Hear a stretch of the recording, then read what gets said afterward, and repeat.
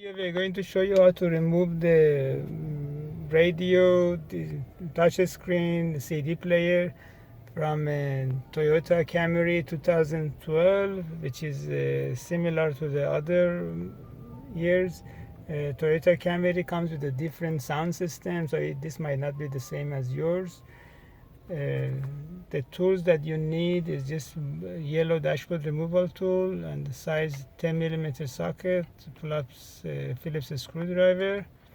We already made everything loose, by the way. This is just for the demo. The first step, you just pop up this air conditioning vent. It doesn't have any screws, you just pop it out and you can put it on the side, and these are the clips which holds it in. And the next thing you do is just pop up the clock cover. You can put that, you don't need to disconnect, you can just put it on the side also. And then on the bottom, you just on the driver's side, you remove this side panel. And here the clips which holds it in. And then you do the same thing on the passenger side. It just slides in and out. And you can see there are 4 screws over here, Phillips, 2 on the driver's side and then 2 on the passenger side. You remove those screws and then you remove the shifter knob, and then you pull up this cup holder. Doesn't have any screws either, it just pop up, and then you just disconnect this connector. You can put it on the side,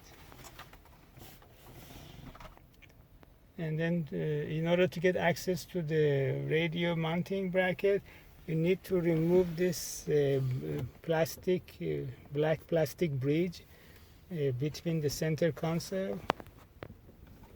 You just have to, this is a black plastic bridge which holds the center console together.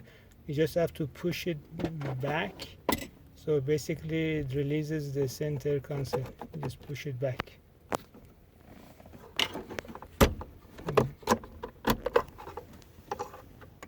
Here you go, it just pops out,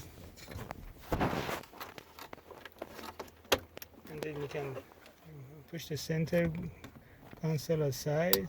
Just push it toward the driver's side, and on the passenger you do the same thing. You just pull it toward the passenger, and now you can remove this compartment under the radio. Here you go, and then you can just disconnect the cigarette lighter and the USB connector. 4 bolts which holds the radio.